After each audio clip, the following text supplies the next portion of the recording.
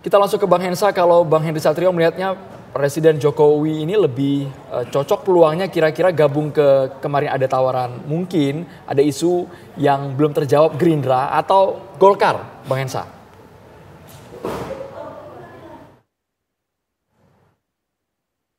PSI, Andro, kalau menurut saya yang paling tepat ya. Karena Gerindra ada Pak Prabowo, kemudian Golkar ini mungkin harus lebih terbuka lah, Pak Samudjini. Di era kepemimpinan Pak Jokowi di awal-awal, Golkar itu adalah salah satu korban belah bambu. Jadi dan kejadian akhir-akhir ini dari Erlangga ke Bahlil kan itu masih jadi sebuah misteri politik yang luar biasa yang tidak mungkin dikesampingkan oleh para pengurus Golkar, kader Golkar, dan petinggi Golkar. Mungkin Andro, Windy, kita tidak merasakan ya bagaimana kerasnya Pak Jokowi terhadap partai politik. Tapi saya yakin para ketum partai politik, kemudian petinggi partai politik, siapapun dia, pasti memahami betul bagaimana manuver-manuver Pak Jokowi selama dia jadi presiden. Jadi pada saat sekarang dilepas oleh PDI Perjuangan, ya beban beratnya itu akhirnya pada partai-partai politik yang lain. Aduh, dilepas lagi nih PDI Perjuangan nih, entah kalau dia ngedeketin partai gue nih terus gimana ya. Jadi hal seperti itu tuh pasti sekarang ini terjadi gitu. Jadi kalau menurut saya sih gini, memang satu rekam jejak itu tidak bisa dihilangkan ya. Dan kemudian sebetulnya Pak Jokowi punya dua opsi kuat dalam sisi partai politik. Yang pertama adalah bersama dengan Kaisang Pangarep di PSI, anaknya yang bungsu, atau membentuk partai politik sendiri gitu, misalnya bersama Projo. Nah, hal itu menurut saya akan lebih menyenangkan buat partai-partai politik yang lain daripada harus menerima Pak Jokowi. Tapi lagi-lagi ini kan ada dalam politik Indonesia itu kan yang terlihat tidak seperti yang terlihat, yang kita dengar tidak seperti yang yang terdengar gitu aslinya.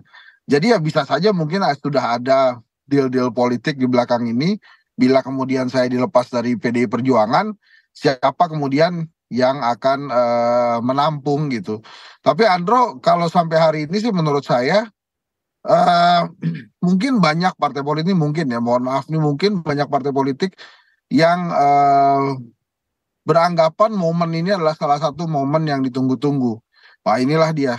Kita momen-momen kita kembali independen sebagai partai politik. Menurut saya saat ini adalah eranya Pak Prabowo dan Pak Jokowi harus legowo. Saya yakin juga partai-partai politik setelah ini juga akan berkonsultasi dengan Pak Prabowo gitu untuk langkah-langkah politik selanjutnya. Karena 10 tahun bersama Pak Jokowi pasti partai-partai politik punya catatan tersendiri, punya catatan tersendiri dibandingkan kita-kita yang hari ini berbincang dengan dan berdiskusi. Golkar adalah salah satu partai yang luar biasa, partai dewasa, bisa menjadi contoh partai-partai politik lainnya, bagaimana membesarkan partai politik, siapapun bisa jadi ketua umum, tapi tentu saja sejarah dan keinginan menjadi partai yang lebih besar dari hari ini pasti juga dimiliki Golkar. Pilkada kemarin adalah pukulan telak bagi Golkar karena di beberapa tempat yang seharusnya dia menang itu kalah. Bahkan provinsi terbesar di Indonesia dengan suara terbesar, Jawa Barat, harus Golkar lepas demi Jakarta. Tapi juga Jakarta menurut rekapitulasi KPU hari ini 50,07 bukan dimiliki oleh kader Partai Golkar yang juga maju sebagai calon gubernur Jakarta. Jadi pasti akan dipertimbangkan, Andro, kalau hari ini judul diskusi kita menanti sinyal Jokowi gabung ke Golkar, harusnya dibalik, menanti sinyal Golkar menerima Jokowi. Apakah akan menerima atau tidak? Gitu kira-kira. Pak Sarmuji, kami ingin mendapatkan bagaimana pendapatnya. Apakah benar yang disebutkan oleh Bang Hensa? Menanti Golkar menerima Jokowi. Benarkah seperti itu Pak Sarmuji?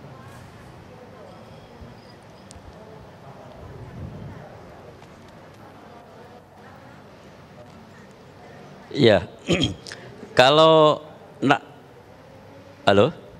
Ya, silakan Pak. Ya, kalau nanti Pak Jokowi ada sinyal, tentu saja kita baru bisa membahas ya. Sampai sekarang sebenarnya belum ada sinyal Pak Jokowi bergabung ke Partai Golkar dan belum ada pembicaraan Pak Jokowi mau bergabung dengan Partai Golkar. Ini kan semua berandai-andai saja sebenarnya dan semua berspekulasi apakah betul Pak Jokowi akan bergabung ke Partai Golkar. Tapi tentu sikap kami adalah Golkar adalah partai yang terbuka bagi siapa saja yang mau masuk ke Partai Golkar. Kami tidak mungkin menolak orang yang setia pada Pancasila, setia pada Undang-Undang Dasar 45, menghargai kebinekaan, masuk ke Partai Golkar. Kami tidak mungkin tidak menghargai itu. Sekali lagi jangankan level Pak Jokowi, level ketua RT sekalipun kalau mau masuk bergabung Partai Golkar akan kita terima dengan tangan terbuka. Tapi tentu saja ada syarat-syaratnya, tentu saja harus menyesuaikan dengan anggaran dasar dan anggaran rumah tangga partai. Tentu saja harus juga bisa menerima apa yang sudah berlaku di Partai Golkar. Itu saja Mbak kira-kira. Tapi yang menarik Pak Sarmuji, kami ingat betul pertengahan 2024 ketika Munas Golkar, kala itu Presiden Jokowi mengatakan bahwa berada di dekat Pohon Beringin, di bawah Pohon Beringin membuat kita teduh. Dan kala itu Jokowi juga menegaskan bahagia datang ke acara Golkar, Pak Sarmuji. Kalau itu bukan hanya Pak Jokowi, saya pun pernah mengeluarkan pernyataan serupa. Saya bilang ke media waktu itu, Pak Jokowi seandainya di tempat lain gerah, di bawah pohon beringin hawanya sejuk karena ranting-rantingnya itu rindang gitu. Jadi kita itu siap menaungi siapa saja yang mau berlindung di bawah pohon beringin yang memang hawanya sejuk. Kita simbol persatuan bangsa, kita menghargai kemajemukan. Simbol pohon beringin saja di Pancasila itu adalah persatuan Indonesia. Dan kita memang betul-betul ingin mewujudkan persatuan Indonesia di bawah bendera Partai Golkar. Bahkan kita juga ingat pada ketika itu Joko Widodo mengenakan baju kuning. Nah, Mas Cecep ini melihat ini, apakah dari tokohan Joko Widodo ini memiliki idealisme yang selaras dengan Golkar? Ya, berarti gini ya, kalau kita melihat sosok Jokowi sendiri, memang sekarang tantangannya di Jokowi ya. Apakah dia mau masuk ke dalam politik kembali atau enggak? Ketika kemarin dia selesai jadi presiden, dia bilang ingin tidur gitu, tapi ternyata strike back, balik, bahkan dia turun ke pilkada. Itu kan yang seperti tadi level yang harus jadi negarawan jadi politisi lagi. Melakukan endorsement. Iya. Nah kemudian jadi tantangannya sekarang ada beberapa pilihan sebenarnya. Bergabung dengan partai politik yang sudah ada atau membentuk partai politik baru dari relawan-relawannya gitu. Karena kalau sekarang kan dia hanya punya pengaruh, tidak punya kewenangan. Kalau sekarang hanya tidak punya jabatan politik, jabatan publik apapun, maka dalam waktu kurang dari setahun saya kira akan melemah pengaruhnya ya. Itu sehingga kemudian kalau dia memang ya, dirinya masih tertarik ke dalam politik, maka gabung partai politik atau bikin partai politik. Kalau bikin ya tentu dengan jaringan relawannya atau proju dan seterusnya lah. Kalau dia bergabung dengan partai ada beberapa pilihan. Memang yang pertama yang paling sederhana ya dengan partai yang dipimpin oleh anak bungsunya PSI misalnya. Apalagi kemudian kan sejarah kenapa PSI mendukung juga bagaimana ada relasi kuasa juga antara PSI dengan Jokowi. Bagaimana maksud kami Jokowi di luar PSI Mas Cecep, antara Gerindra sama Golkar. Nah, kemudian, karena kan sepertinya Prabowo dan Jokowi tidak ada clash apapun ya, maksudnya tidak ada isu yang memang memantik keduanya agar enggak tidak ada. Nah, sekarang baru masuk ke sana. Jadi di luar ini baru kemudian kita lihat ada partai besar selain PDI Perjuangan, yaitu apa? Partai Golkar dan Gerindra. Nah kalau kita lihat lisik satu persatu misalnya Gerindra, saya kira Prabowo ya ini sudah menjadi aktor yang paling dominan di partai ini. Sehingga kemudian kalau Jokowi masuk ini amat sukar ya rekam roadmap kedepannya gimana Gerindra. Jadi harus ada negosiasi antara Prabowo dengan Jokowi untuk jabatan strategis di Gerindra. Nah kalau untuk Golkar sendiri ini kita lihat Golkar ya kalau tadi dibilang ada partai perorangan, Golkar ini partai banyak orang ya, dinamikanya tinggi di internal. Sehingga kemudian Ahmad Sukar misalnya, Jokowi misalnya ujuk-ujuk masuk ke dalam Golkar untuk menduduki jabatan tertentu misalnya. Kecuali ada memang suatu kondisi atau momentum politik tertentu yang kemudian akhirnya membuat Golkar memutuskan untuk memberikan posisi strategis buat Jokowi gitu. Ya sekarang kecuali memang masih ada strategi lain yang dimiliki Jokowi kepada elit Golkar yang dimiliki oleh Jokowi itu. Bang Hensa, jika kita tadi menelaah bagaimana pernyataan dari Mas Cecep sendiri, apabila Jokowi ini bergabung dengan salah satu partai, apakah memang Jokowi harus menempati posisi tertentu? Apa keuntungan bagi partai itu dan juga apa yang menjadi kekhawatiran bagi partai politik yang telah bergabung dengan Jokowi nantinya?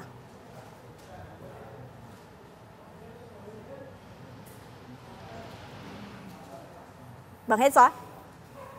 Audionya boleh di-unmute, Bang. Oh ya, ini jadi kan ada kayak situasi deg-degan nih sebetulnya buat partai politik ya. Kalau Jokowi masuk itu sama dengan menyerahkan partai politik atau tidak? Kalau sama dengan menyerahkan partai politik, nggak ada yang mau terima. Kenapa bisa saja itu menyerahkan partai politik? Rekam jejak Pak Jokowi terhadap partai politik yang menggambarkan itu. Jadi kalau menurut saya ya, Pak Jokowi sudah berbuat banyak hal untuk negeri ini. Ya sudah, jadi negarawan, rumahnya adalah negara. Bukan partai politik lagi, kalau menurut saya gitu. Nggak usah lagi kemudian berkeinginan luar biasa masuk ke partai politik. Itu kan ya problem Pak Jokowi dari awal. Kalau Pak SBY sudah menyiapkan, Pak Gus Dur almarhum sudah menyiapkan, Ibu Mega sudah menyiapkan, Pak Jokowi memang belum menyiapkan, tapi yang ada adalah mengintervensi partai politik ya, diduganya seperti itu. Maka saat ini pada saat Pak Jokowi nggak punya partai politik kemudian ingin masuk, semuanya aduh gawat ini, nanti diambil partai politik saya, inilah beginilah begitulah. Jadi agak deg-degan juga. Jadi kalau menurut saya memang sebaiknya tidak perlu masuk ke partai politik, jadi negarawan, jadi guru bangsa kata poster-poster atau baliho billboard di Solo itu ya. Dan kemudian konsentrasi aja memberikan masukan-masukan tentang bagaimana negara ini berkelanjutan nantinya. Jadi kalau kata para politisi biasanya setelah selesai menjabat kan bahasa tenarnya itu setelah selesai menjabat Bapak mau kemana? Saya akan kembali ke kampus. Nah Pak Jokowi bisa begitu tuh.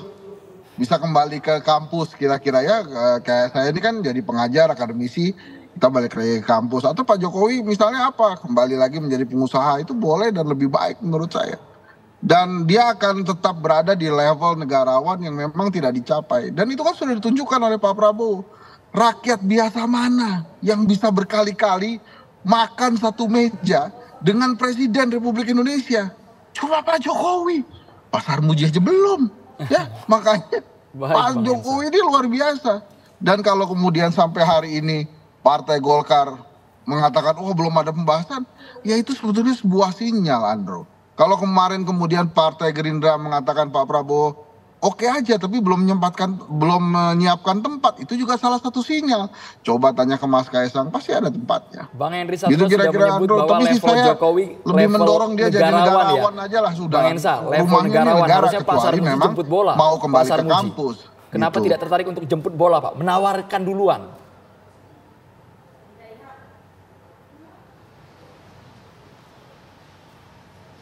Pak Sarmuji masih tersambung bersama kami Bapak?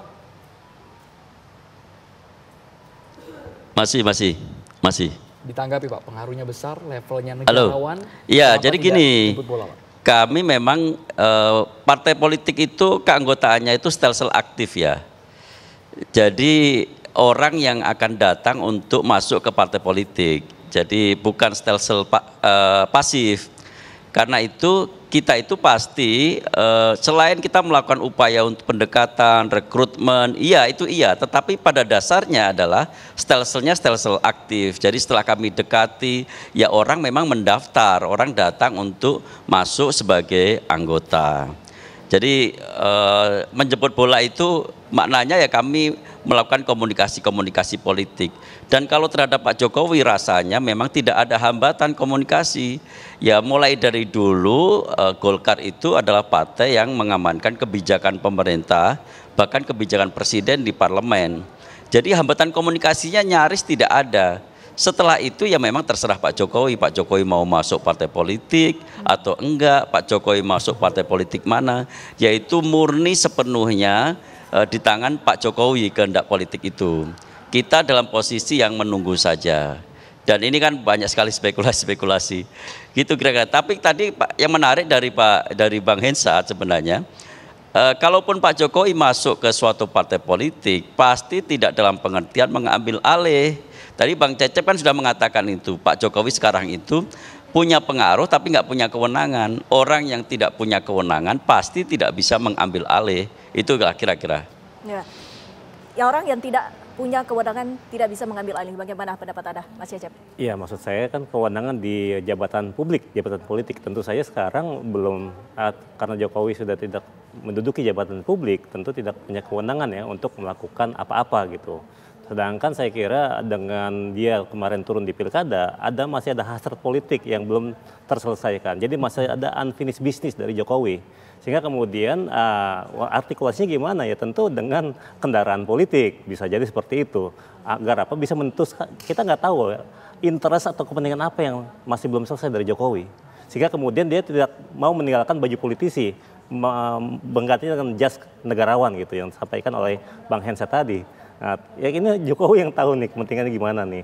Tapi kira-kira ya memang kalau sekarang pilihannya di Jokowi, karena saya kira dia akan memudar sejalan dengan waktu ya. Ketika nanti misalnya dulu dia pernah cerita, wah bagaimana badan-badan intelijen semua lapor ke saya. Tapi kemudian ini kan ditafsirkan, dengan data-data tersebut dia bisa melakukan abuse of power.